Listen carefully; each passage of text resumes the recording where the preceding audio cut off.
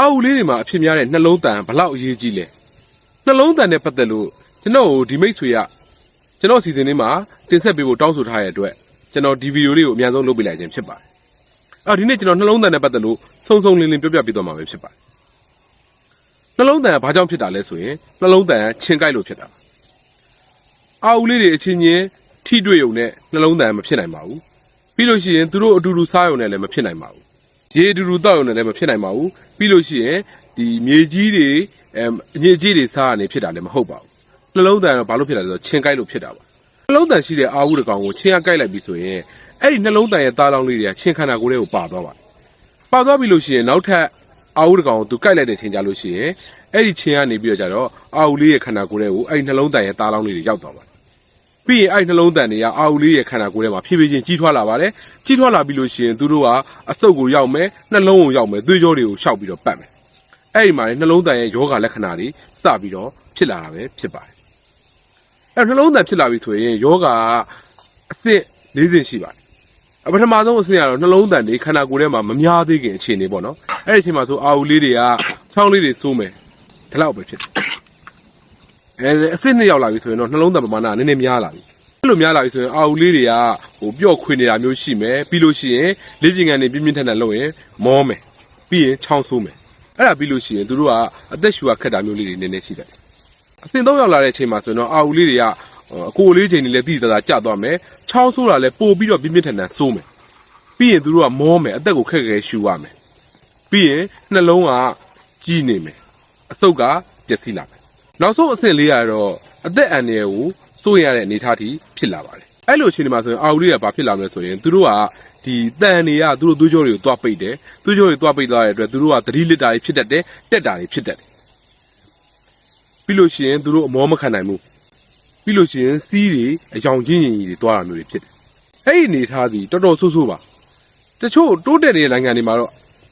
ခွဲစိတ်ကုသမှုလုပ်ဖို့လိုအပ်တာမျိုးတွေရှိပါတယ်အဲ့နှလုံးတန်ရဲ့ယောဂလက္ခဏာတွေကိုကျွန်တော်ပြောရမယ်ဆိုလို့ရှိရင်တော့ချောင်းတွေတောက်ချောက်ဆိုးပါတယ်ပြီးလို့ရှိရင်သူတို့ကပင်ပန်းလွယ်ပါတယ်ပြီးလို့ရှိရင်သူတို့ကလေ့ကျင့်ခန်းနည်းနည်းလုပ်လိုက်ပြီဆိုရင်ဟောရဲနဲ့အဲ့လိုမျိုးတွေဖြစ်နေပါတယ်ပြီးလို့ရှိရင်သူတို့ကခန္ဓာကိုယ်လေးချိန်တိတိကျသွားပါတယ်အစာလည်းမစားတော့ပါဘူးနောက်ပိုင်းပိုးဆိုးလာပြီဆိုရင်သူတို့သတိလစ်တာတို့တက်တာတို့ဖြစ်တတ်ပါတယ်ခုနပြောခဲ့တဲ့အတိုင်းပေါ့နော်ဒီစီးအယောင်ရင်းကြီးတွားတယ်ပြီးလို့ရှိရင်သူတို့ကနှာခေါင်းသွေးချန်တာတွေပါလည်းဖြစ်တတ်ပါတယ်ပြီးလို့ရှိရင်သူတို့ကခန္ဓာကိုယ်မှာရှိတဲ့သွေးလက်ပတ်မှုအားနေတဲ့အတွက်သူတို့ကတဖုံးလေးတွေကြည့်လိုက်ရင်ဖြူဖြော့နေပါတယ်ဒီလက္ခဏာတွေကတော့နှလုံးတန်ရဲ့လက္ခဏာတွေပါနှလုံးတန်ရှိမရှိကျွန်တော်တို့ဘယ်လိုသိနိုင်မလဲနှလုံးတန်ရှိမရှိကျွန်တော်တို့ကသွေးစစ်ကြည့်လို့ရပါတယ်ဒီခန္ဓာကိုယ်ထဲမှာနှလုံးတန်ရဲ့သားလောင်းလေးတွေရှိမရှိကိုကျွန်တော်တို့ကသွေးစစ်ကြည့်လို့ရပါတယ်ပြီးလို့ရှိရင်ဓာတ်မှန်ရိုက်ကြည့်လို့ရတယ်ဓာတ်မှန်ရိုက်ကြည့်လို့ရှိရင်တချို့ဆိုရင်ဒီဓာတ်မှန်ထဲမှာနှလုံးကြီးနေတာမြင်ရတယ်အဆုတ်တွေပျက်စီးနေတာမြင်ရတယ်အခက်မသိရင်ဒီဓာတ်မှန်ထဲမှာပဲသူတို့နှလုံးတန်တန်ကောင်တွေလည်းမြင်ရတယ်နောက်တစ်ခုကတော့အထာဆောင်ရိုက်ကြည့်လို့ရတယ်အထာဆောင်ရိုက်ကြည့်လို့ရှိရင်လည်းဒီနှလုံးရဲ့အခန်းတွေထဲမှာတန်ကောင်တွေရှိနေအောင်မြင်ရပါတယ်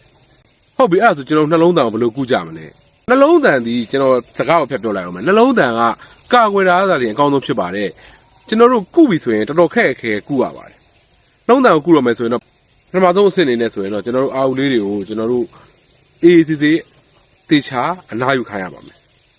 အဲ့ဒါပြီးရင်သူတို့နှလုံးတန်အတွက်ကိုကျွန်တော်တို့ဘုဒ္ဓဆေးပေးလို့ရပါတယ်အသုံးများတော့ဒီဒေါက်ဆီဆိုင်ကလင်းဆိုတဲ့ဆေးကနှလုံးတန်အတွက်သုံးပါတယ်28ရက်တိုက်ရပါတယ်ပြီးလို့ရှိရင်နှလုံးအတွက်လိုအပ်တဲ့အားဆေးတွေပေးရပါတယ်ပြီးလို့ရှိရင်နားတာတော့တေချာကိုနားရပါတယ်ဒုတိယအဆင့်အနေနဲ့ကတော့ကျွန်တော်တို့ကဒီတန်အကောင်ကြီးတွေကိုကျွန်တော်တို့နှိမ်နေတာမျိုးမဟုတ်ဘဲနဲ့သူတို့ရဲ့သားလောင်းလေးတွေကိုပါနှိမ်နေရပါတယ်အဲ့ဒီအတွက်ကျွန်တော်တို့ကနှလုံးတန်ချဆေးတိုက်ရပါတယ်တတိယအဆင့်ကဘာလို့လဲဆိုတော့ဒီနှလုံးတန်အကောင်တွေကိုကျွန်တော်တို့ကနှိမ်နေနိုင်ဖို့အတွက်ကိုကျွန်တော်တို့လိုအပ်တဲ့ဆေးတွေထိုးရပါတယ်ဘုသူတ္တနဲ့ပြောရရင်တော့မလာဆိုမီ injection လို့ခေါ်တယ်ပေါ့နော်အဲ့ဒီကောင်ကိုကျွန်တော်တို့ကတစ်ကြိမ်နှစ်ကြိမ်သုံးကြိမ်အဲ့လိုထိုးရပါတယ်အဆင့်လေးအနေနဲ့ပြောရမယ်ဆိုတော့ဒီကောင်တွေကိုတိတိချာချာကိုကျွန်တော်တို့ကအနားယူခိုင်းဖို့လှုပ်လှုပ်ရှားရှားမလုပ်ခိုင်းနဲ့နေနာနေခိုင်းဖို့လိုပါတယ်ဘာလို့လဲဆိုတော့ကြတော့ဒီကောင်တွေလှုပ်လှုပ်ရှားရှားလုပ်တာနဲ့ဒီနှလုံးတန်တွေကသွေးကြောထဲမှာရှောက်ပြေးပြီးတော့ယောဂပိုဆိုးနိုင်လို့ပဲဖြစ်ပါတယ်အဲ့တော့သူတို့နှလုံးတန်ယောဂထနေတဲ့အချိန်မှာကျွန်တော်တို့ကဘာတွေဖြစ်နိုင်သေးလဲသွေးခဲတာတွေဖြစ်နိုင်ပါတယ်ဘာလို့လဲဆိုသွေးကြောထဲမှာနှလုံးတန်ကောင်တွေကပိတ်နေတယ်သွေးခဲတာတွေဖြစ်နိုင်တယ်အဲ့ဒီတန်တွေကအသက်ရှူလမ်းကြောင်းရောက်သွားတဲ့အချိန်မှာအသက်ရှူကျက်သွားတာတို့အသက်ရှူလမ်းကြောင်းပိတ်သွားတာတို့ဖြစ်နိုင်ပါတယ်အဆုတ်တွေပျက်စီးသွားတာလည်းဖြစ်နိုင်ပါတယ်နောက်တစ်ခုကတန်တွေက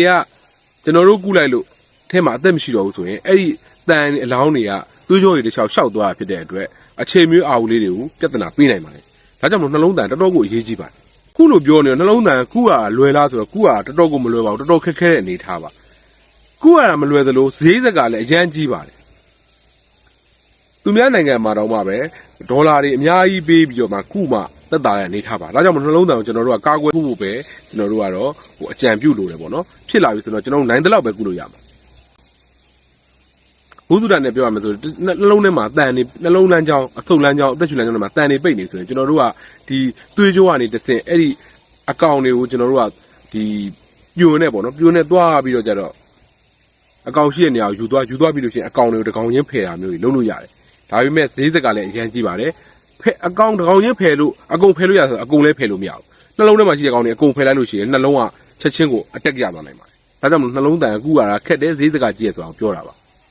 ဘလို့အာဝူလေးတွေနှလုံးသားဖြစ်ဖို့များလဲဆိုရင်အပြင်မှာနေရတဲ့အာဝူလေးတွေချောင်းမေးမြောင်းမေးမှာချင်းခဏကိုက်ခံတဲ့အာဝူလေးတွေကနှလုံးသားဖြစ်ဖို့များပါတယ်။အဲကြောင့်မလို့ကျွန်တော်တို့ကကာကွယ်ဖို့ပဲခဏပြောနေရပါကာကွယ်ရတော့ကျွန်တော်တို့ ivermectin ဆိုတာရှိပါတယ်နှလုံးသားချသေးပေါ့နော်အာဝူလေးတွေနှလုံးသားချသေးတိုက်တယ်နှလုံးသားချသေးတိုက်တယ်ဆိုတာဒါမျိုးပြောတာပေါ့နှလုံးသားအာဝူလေးတွေမှာဖြစ်တယ်ချင်းကိုက်တယ်ဆိုလူတွေလည်းချင်းကိုက်တယ်လူတွေရောဖြစ်နိုင်လားလူတွေမှာတော့အလွန်နှဲပါတယ်မဖြစ်နိုင်ဘူးလို့ကိုပြောလို့ရပါတယ်။အဲ့တော့နှလုံးသားနဲ့ပြောရမယ်ဆိုရင်ကျွန်တော်အနှစ်ချုပ်နေနဲ့ပြောရရင်ကုမယ်ဆိုရင်ကုလို့ရတယ်ဒါပေမဲ့ခက်တယ်စိုးနိုင်တယ်ဈေးစကကြီးမယ်ကာကွယ်မယ်ဆိုရင် okay တယ်ကာကွယ်မယ်ဆိုရင်ဈေးလည်းတက်တာတယ်အဲ့တော့ကျတော့ကာကွယ်ခြင်းရတာလည်းအကောင်းဆုံးကုသခြင်းဖြစ်ပါတယ်နှလုံးသားနဲ့ပတ်သက်ရင်ဒီလောက်ဆိုတော့သိလောက်ပြီလို့ထင်ပါတယ်တခြားစိတ်ဝင်စားစရာကောင်းတဲ့ဗီဒီယိုလည်းကျွန်တော်ရဲ့ YouTube channel မှာဆက်ပြီးတင်ပေးသွားဖို့ရှိပါတယ်အားပေးကြပါဦးအားလုံးကျေးဇူးတင်ပါတယ်